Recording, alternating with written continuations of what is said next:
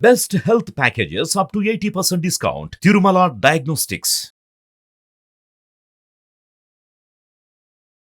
Hi welcome to our channel. ఈ రోజు మనతో పాటు ఉన్నారు ప్రముఖ జ్యోతిష్య వాస్తు పండితులు, జ్యోతిష్య వాస్తు శిక్షణ నిపుణులు, అదేవిధంగా మహాగౌరి ఉపాసకులు శ్రీ దింటకుర్తి మురళీకృష్ణ గారు. నమస్కారం గురువు గారు. నమస్తే నాన్న. హరి ఓం శివ.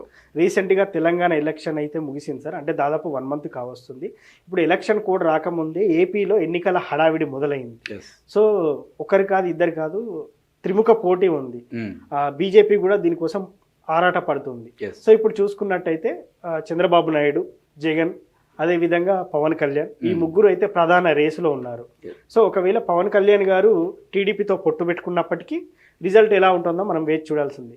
అకార్డింగ్ టు ఆస్ట్రాలజీ ప్రకారం రెండోసారి జగన్ ముఖ్యమంత్రి అయ్యే అవకాశం ఉందా, లేకపోతే ఏపీకి మూడోసారి ముఖ్యమంత్రి చంద్రబాబు అయ్యే అవకాశం ఉందా? అసలు ప్రిడిక్షన్ ఏం చెప్తుంది? దాని గురించి మనం చెప్పుకునే ముందు ఒక విషయం చెప్పుకుందాం ప్రేక్షకులకి. మనం ఇక్కడ మాట్లాడేది ఏ రాజకీయ విశ్లేషణ, లేదా ఒక పార్టీకి మనం సపోర్ట్గా మాట్లాడుతున్నామనో, ఒక పార్టీకి వ్యతిరేకంగా మాట్లాడుతున్నామో అనేది కాదు. నా తల్లి మహాగౌరి నాకు ఇచ్చిన జ్ఞానాన్ని, ఆ జ్ఞానం ఎంతవరకు సహకరించిందో దాన్ని బట్టి ఈ జాతకాల యొక్క విశ్లేషణ చేయడానికి నేను ప్రయత్నం చేస్తాను. ఇక్కడ మనకి జాతకం ఏం చెప్తుందో అది మాత్రమే చెప్పడం జరుగుతుంది. ఓకే, ఇప్పుడు తెలంగాణ ఎలక్షన్లో చాలా క్లియర్గా జాతక విశ్లేషణలు చేశాం. కేసీఆర్ గారిది, రేవంత్ రెడ్డి గారిది. ఎవరన్నా వీడియో చూడకపోతే చూడండి. అంటే జాతకం ఏం చెప్పిందో మనం అదే చెప్పాలి. అది సిద్ధాంతి యొక్క ముఖ్య కర్తవ్యం. అంతేగాని రాజకీయ ప్రెషర్ వలనో, లేకపోతే నాకు ఒక నాయకుడు ఇష్టమనో ఆయన గురించి గొప్పగా చెప్పుకోవడం అనేది ఇప్పుడు శాస్త్రజ్ఞుడికి ఉండకూడదు, శాస్త్రవేత్తకు ఉండకూడదు. ఓకే, నేను అక్కడ ఆ వీడియోలు చాలా క్లియర్గా చెప్పా. కేసీఆర్ గారు అంటే నాకు చాలా అభిమానం, but he's going to be lose. అదే జరిగింది. మనం ఈరోజు కూడా ఆంధ్రప్రదేశ్లో మార్చిలో జరగబోయే ఎలక్షన్ల గురించి ఎవరు నిజంగా ఛాన్సెస్ ఎక్కువ ఉన్నాయి అనేది మనం చాలా క్లియర్గా విశ్లేషణ చేసుకుందాం. ఇక్కడ మనకి అందుబాటులో ఉన్న డేటా ప్రకారం మనకి వైఎస్ జగన్ గారిది, చంద్రబాబు నాయుడు గారిది, పవన్ కళ్యాణ్ గారిది, ఇక్కడ మనం date of birth and numerology. మనం ఇప్పుడు ఆస్ట్రాలజీ కూడా ఓన్లీ ఒక ఆస్పెక్ట్లో మనం ఎప్పుడు కూడా విశ్లేషణ చేయము. మీకు క్రితం వీడియోలో కూడా చాలా క్లియర్గా చెప్పాను. ఓన్లీ పరాశర పద్ధతిలో కానీ, లేదా వేదికలో కానీ, ఓన్లీ కృష్ణమూర్తి పద్ధతిలోనో, లేదా నాడిలోనో, భృగునంది నాడిలోనో చూడటం అనేది కరెక్ట్ కాదు. ఓకే, డిఫరెంట్ టైప్ ఆఫ్ ఆస్పెక్ట్స్లో మనం క్లియర్గా అనాలిసిస్ చేసిన తర్వాత, న్యూమరాలజీ యొక్క సహాయం కూడా మనం తీసుకున్న తర్వాత మనం ఈ ప్రిడిక్షన్ ఇవ్వడం అనేది జరుగుతుంది. వైఎస్ జగన్ గారిది ఈ జాతకం వచ్చేప్పటికి ఇది ఆరుద్ర నక్షత్రం 4వ పాదం. ఈయన యొక్క జాతకంలో బలాబలాలు, అంటే ముగ్గురు నాయకుల యొక్క జాతక బలాబలాలు, న్యూమరాలజీ యొక్క బలాబలాలు ఫస్ట్ విశ్లేషణ చేసుకుందాం. ఈయన యొక్క జాతక బలాబలాలు వచ్చేప్పటికి కుజుడు స్వక్షేత్రంలో ఉన్నాడు. ఓకే, గురుడు స్వక్షేత్రంలో ఉన్నాడు. ఈయనకి రవి గురువుల కలయిక ఒక మంచి యోగకారకం అని చెప్పచ్చు. న్యూమరాలజీలోకి వచ్చేప్పటికి ఈయన బర్త్ నెంబర్ 3, డెస్టినీ నెంబర్ 7. ఈయన యొక్క 2024 పర్సనల్ ఇయర్ నెంబర్ వచ్చి 5. ఇక్కడ చంద్రబాబు నాయుడు గారిది వచ్చి ఈయనది కృత్తికా నక్షత్రం. ఈయనకి రవి ఉచ్చ, చంద్రుడు ఉచ్చ, శుక్ర గురువుల కలయిక. ఇది ఒక మంచి యోగం కింద మనం చెప్పుకోవచ్చు. రవి బుధుల కలయిక బుధాదిత్య యోగం కింద పరిగణింపబడుతుంది.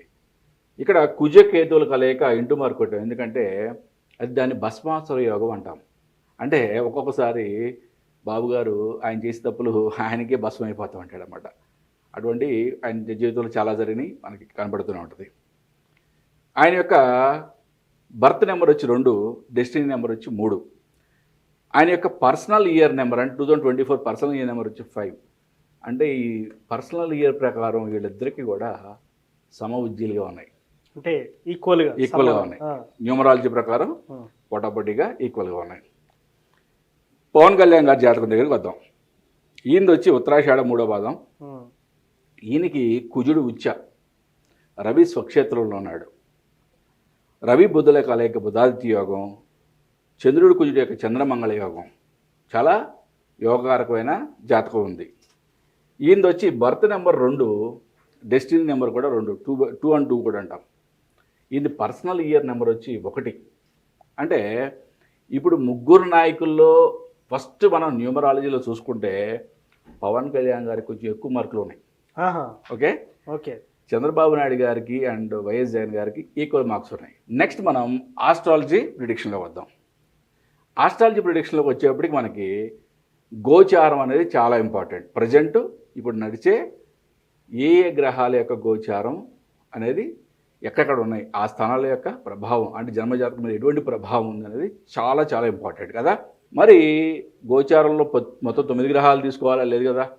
పెద్ద గ్రహాలు ఏవైతే ఉన్నాయో వాటి యొక్క ప్రభావం ఈ జాతకం మీద, ఈ జాతకుడి యొక్క జాతకం మీద ఎలా ఉంది అనేది మనం పరిశీలన చేద్దాం. అంటే ప్రజెంట్ మేషంలో గురువు ఉంది, ఓకే, మీనంలో రాహు ఉంది, ఓకే, కుంభంలో శని. అంటే ఈ 3 గ్రహాలు పెద్ద గ్రహాలు అన్నమాట. ఎప్పుడు కూడా గోచార ఫలితాలు చూసేప్పుడు శని గురు రాహుల యొక్క గోచారాన్ని బట్టి మనం వాళ్ళ యొక్క ప్రిడిక్షన్స్ గోచార ఫలాలు చెప్పడం అనేది జరుగుతుంది. మనం ఇంతకుముందు చేసిన వీడియోలో కూడా చాలా క్లియర్గా 30 అక్టోబర్ వరకు గురు రాహువుల యొక్క కలయిక అంటే చంద్రబాబు గారి జాతకంలో రవి బుధుల మీద గురు రాహువుల కలయిక ఉంది. 30 నైటు రాహువు మీనంలోకి ప్రవేశించాడు. మనం ఆ చెప్పిన వీడియోలో ఏం చెప్పాం, 31 అక్టోబర్ నుంచి 12 నవంబర్ లోపు ఆయనకి బెయిల్ వచ్చే ఛాన్సెస్ ఉన్నాయి అని చెప్పాం కదా. అదే జరిగింది కదా. అంటే ఇది నా గొప్పతనమో లేకపోతే ఇంకేదో గొప్పతనం కాదు, ఇది శాస్త్రం యొక్క గొప్పతనం. ఒకటి గుర్తుపెట్టుకోండి, శాస్త్రం ఎప్పుడూ తప్పు చెప్పదు నాన్న. ఎప్పుడైనా విశ్లేషణ చేసేవాళ్ళు ప్రలోభాలకి లోబడవు, ఓకే, లేకపోతే నాకు ఇష్టమైన పార్టీ అనో నాకు ఇష్టమైన నాయకుడనో మేమేదన్నా తప్పు చేస్తే తప్పు జరగాల్సిందే కానీ శాస్త్రం తప్పు చెప్పదు. ఒకటి గుర్తుపెట్టుకోండి. ఇప్పుడు జనరల్గా ఏంటంటే మనకి అంటే పూర్వకాలంలో రాజులు యుద్ధాలు, అంటే ఒక రాజ్యం మీద ఏ రాజు గెలుస్తాడు అనేటప్పుడు చూసుకునే గ్రహస్థితులు గ్రహాల యొక్క కాంబినేషన్స్ వేరే. ఇప్పుడు మనం చూసే ఈ ప్రస్తుత రాజకీయాలు అంటే కుట్రల కుతంత్రాలతో కూడుకున్న రాజకీయాలు కాబట్టి ఇప్పుడు మనం చూసుకునే గ్రహస్థితులు గోచార ఫలాలు వేరే ఉంటాయి అన్నమాట.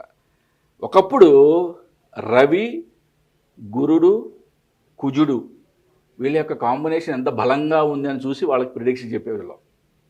అంటే శాస్త్రం ఆ విధంగా ఆచరించేది. బట్ ఇప్పుడు కుట్రలో కుతంత్రాలతో ఉన్న రాజకీయాలకి శని రాహులు ఎంత బలంగా ఉన్నారని చూడాలి ప్రస్తుత రాజకీయాలకి. ఇప్పుడు మనం శని రాహులతో పాటు రవి గురువుల బలం కూడా చూద్దాం. ఎందుకంటే ఒకప్పుడు రాజరికమైన కానీ ఆ బలం కూడా ఇంపార్టెంట్. ఓకే, ఇక మనకి వైఎస్ జగన్ గారికి యొక్క జన్మజాతకానికి ఇప్పుడు గోచారంలో ఎటువంటి బలం ఏర్పడింది అనేది చూస్తే ఆయనకి రవి గురువులు ధనుసులో ఉన్నారు. ఈ గురువు యొక్క బలం 5th ఆస్పెక్ట్లో గురువు యొక్క బలం చాలా అద్భుతంగా ఉంది ఆయనకి. ఓకే, బట్ బుధుడు శుక్రుడి మీద రాహు యొక్క ప్రభావం ఏర్పడింది.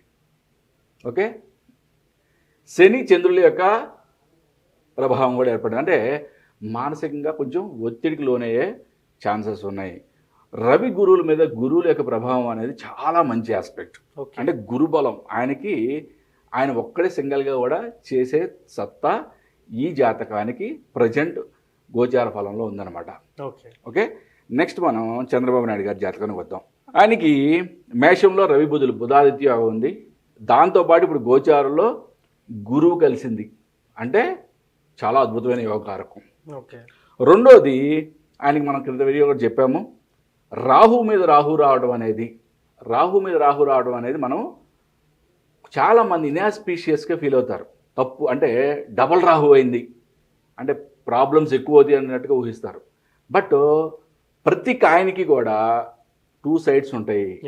ఓకే, ప్రతి ఆస్పెక్ట్కి కూడా అలాగే గోచారంలో కానీ మన జాతక విశ్లేషణలో ప్రతిదానికి కూడా పాజిటివ్ ఆస్పెక్ట్ ఉంటుంది, నెగిటివ్ ఆస్పెక్ట్ కూడా ఉంటుంది. రాహు కలవడం అనేది ఇనాస్పియస్ కొంతవరకు కరెక్టే, కానీ ఆస్పిరేష్ మోడ్లోకి వచ్చేప్పటికి ఆయన యొక్క శత్రు విజయం అనేది చెప్పొచ్చు అనమాట. ఆయన ముందు శత్రువు నిలబడటం అనేది కష్టం. రెండోది శని గురువుల మీద శని యొక్క బలం ఏర్పడింది ఇక్కడ. ఓకే, అంటే ఓవరాల్గా ఈయన కూడా అంటే ప్రస్తుత రాజకీయ విశ్లేషణలో కావాల్సిన బలాలు బాగా ఉన్నాయి. ఓకే, అంటే ఈ రెండుకి కూడా చాలా అంటే ఇద్దరు సరిసమానంగా ఉన్నాయి. మనం నెక్స్ట్ మనం పవన్ కళ్యాణ్ గారి దగ్గర మరి ఈయన యొక్క న్యూమరాలజీ కూడా వచ్చి 2 and 3, పర్సనల్ ఇయర్ 5 చెప్పుకున్నాం మనం. ఓకే, మరి ఈయనకి వచ్చేప్పటికి రవి చంద్ర ఉచ్చ ఉంది.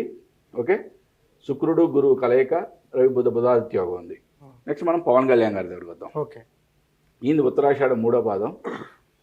ఈయనకి కుజుడు ఉచ్చ, ఓకే, రవి స్వక్షేత్రం, రవి బుధుల అంటే కలయిక అంటే రవి బుధాదిత్య యోగం, చంద్రుడు కుజుడు చంద్రమంగళ యోగం. Okay, 2 and 2 code. ఇప్పుడు ఈయన చూద్దాం అసలు శని రాహుల యొక్క బలం ఏ విధంగా ఉంది. ఈయన జన్మజాతకంలోనే రాహు శని 5 ఆస్పెక్ట్లో కలిసి ఉన్నాయి. ఓకే, కోణంలో ఆల్రెడీ కలిసి ఉన్నాయి. అంటే ఈయన పుట్టుకతోనే రాజకీయ నాయకుడు. ఓకే, ఓకే, అంటే పుట్టుకతో మీన్స్ 30 years దాటిన తర్వాత వీళ్ళని రాజకీయ నాయకుడు అంటాం అన్నమాట. అంటే జన్మ జాతకాన్ని బట్టి. మరి ఇప్పుడు గోచార బలం ఎలా ఉంది? ఇప్పుడు ఎప్పుడు కూడా జాతకంలో పుట్టినప్పుడు జన్మ జాతకం చూసి అద్భుతం అద్భుతం అంటే కుదరదు. ఎటువంటి మహాచక్రవర్తి అయినా కూడా ఒక్కొక్క రోజు ఓడిపోతాడు ఇంకొక రాజు, చిన్న రాజు చేతిలో కూడా. అటువంటివన్నీ కూడా గ్రహస్థితుల మీద మాత్రమే ఆధారపడి ఉంటాయి. ఓకే, మరి ఈయనకి ప్రజెంటు గురు రాహు శని వీటి యొక్క బలం ఏ విధంగా ఉంది? రవి బుధుల మీద శని యొక్క ఆస్పెక్ట్ కలిసింది, గురువుకి రాహుకి సంబంధం ఏర్పడింది. ఓకే, ఈ విధంగా రవి బుధులకి గురువు యొక్క బలం కూడా ఏర్పడింది. ఓకే, అంటే రాజకీయంగా ఈయనకి కూడా ఇప్పుడు చాలా గట్టి పొజిషన్ ఉంది. ఓకే, మరి వీళ్ళిద్దరు పొత్తులో ఉన్నారు కదా. అవును. ఇక్కడ ట్విస్ట్ ఏంటంటే వీళ్ళిద్దరు పొత్తులో ఉన్నారు. ఇప్పుడు ఈ 2 జాతకాలని మనం మెర్జ్ చేసి చూస్తే ఎప్పుడు కూడా మనం ఒక పార్టీ గెలుస్తుందా లేకపోతే గెలవట్లేదా, అధికారంలోకి వస్తుందా అని చూసేటప్పుడు మనం చూడాల్సింది ఎవరిని? నాయకులనే కదా. అంటే ముందుండి నడిపించే నాయకులు ఎవరో వాళ్ళ యొక్క జాతకాలను మాత్రం మనం విశ్లేషణ చేస్తాం. ఇప్పుడు వీళ్ళిద్దరి యొక్క జాతకాలని ఓవర్లాప్ చేసి చూస్తే వీళ్ళ యొక్క ఇద్దరి యొక్క జాతకాలు చాలా అద్భుతంగా ఉన్నాయి. ఓకే, అంటే ఎక్కువ పర్సంటేజ్, ఎక్కువ బలాబలాలు చాలా, అంటే గోచారంలో ఉన్న ఫలం కూడా చాలా ఎక్కువగా ఉంది వీళ్ళ బలం. అంటే ఇప్పుడు ఇద్దరికి చూస్తే ఎవరికి ఎక్కువ మార్క్స్ ఇవ్వచ్చు అంటారు? ఇప్పుడు ఇద్దరు కలిసే పోటీ చేస్తున్నారు కదా, అందుకనే ఇద్దరిని ఓవర్లాప్ చేసి చూస్తాం. అంటే ఇప్పుడు ఇక్కడ వైఎస్ జగన్ గారిది, సిబిఎన్ చంద్రబాబు నాయుడు గారిది పోటాపోటీగా ఉంది జాతకం. పవన్ కళ్యాణ్ గారిది కూడా కొంచెం అటు ఇటుగా ఆయన కూడా అంతే బలం ఉంది. బట్ ఈ 2 కలిసినప్పుడు చాలా అద్భుతమైన యోగకారకాలు ఏర్పడినాయి. ఓకే, అంటే ఈ 2 జాతకాలు కలిసి పోటీ చేస్తుంటే గెలుపు వీళ్ళకి తథ్యం అని చెప్పచ్చు. ఓకే, అంటే ఒకటి చెప్పగలం, అంటే దీంట్లో అద్భుతమైన ట్విస్ట్ ఒకటి ఉంది మళ్ళీ.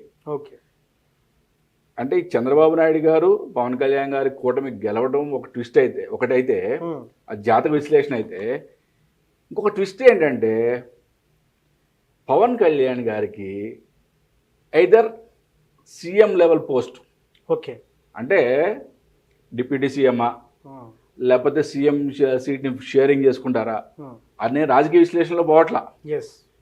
ఇప్పుడు ప్రజెంట్ ఉన్న ఆస్ట్రాలజీ బలాన్ని బట్టి హీఈస్ ఎలిజిబుల్, అంటే హీఈస్ గెటింగ్, ఆయన రేపు 2024 ఎలక్షన్ తర్వాత సీఎం లెవెల్లో ఆయన కూర్చోబోతున్నాడు. ఇది మాత్రం నేను ఘంటాబద్ధంగా చెప్పగలను.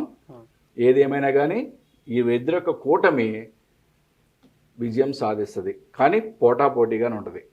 ఎందుకంటే ఈయన బలం కూడా గోచారంలో కొంచెం బాగానే ఉంది కాబట్టి, అంటే ఇద్దరితో పోల్చుకున్నప్పుడు కొంచెం తక్కువ బలాలు ఉన్నాయి కాబట్టి పోటాపోటీగా ఉన్నా కానీ ఎక్కువ అంటే నల్లేరు మీద నడకే అని చెప్పచ్చు. అబ్బా ఒక విధంగా చెప్పాలంటే నేను ఇక్కడ తెలంగాణలో ఏం చెప్పాను, 2 సింహాలు కొట్టుకుంటున్నాయి అన్న. బట్ ఒక రేవంత్ రెడ్డి అనే సింహానికి 60 మార్కులు ఇచ్చాను, కేసీఆర్ అనే సింహానికి 40 మార్కులు ఇచ్చాను. అదే రేషియోలో సీటింగ్ వాళ్ళకు వచ్చిన ఫలితాలు కూడా అదే విధంగా ఉన్నాయి. కానీ ఇక్కడ ఆస్పెక్ట్ చాలా వీళ్ళిద్దరికి కలిపితే చాలా బలాలు ఎక్కువగా ఉన్నాయి. ఎస్. అంటే వీళ్ళిద్దరి యొక్క విజయం చాలా ఈజీ అని చెప్పచ్చు.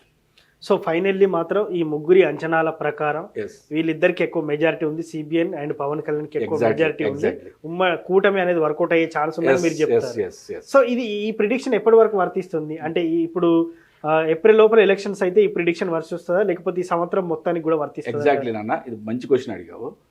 గోచార బలం అనేది చాలా ఇంపార్టెంట్ Yes. ఎప్పుడు కూడా మనకి జాతక విశ్లేషణలో. ఇప్పుడు గురువు యొక్క గోచారం మేషంలో 30 ఏప్రిల్ వరకు ఉంటుంది. ఓకే. 1 మే నుంచి మనకి వృషభంలోకి మారుతుంది గురువు. ఎస్. గురువు యొక్క సంచారం మారుద్ది. అంటే గురువు యొక్క బలాబలాలు కొంచెం అటు ఇటుగా అవుతాయి. ఓకే, కొంతమందికి ఇంకా ఫెచ్చింగ్ అవుద్ది, కొంతమందికి కొంచెం తక్కువ అవుతాయి. బట్ మనకున్న అవగాహన బట్టి 30 ఏప్రిల్ లోపు ఎలక్షన్లు జరుగుతాయి కాబట్టి నేను చెప్పిన ఈ ప్రిడిక్షన్ అనేది ఇదే జరుగుద్ది.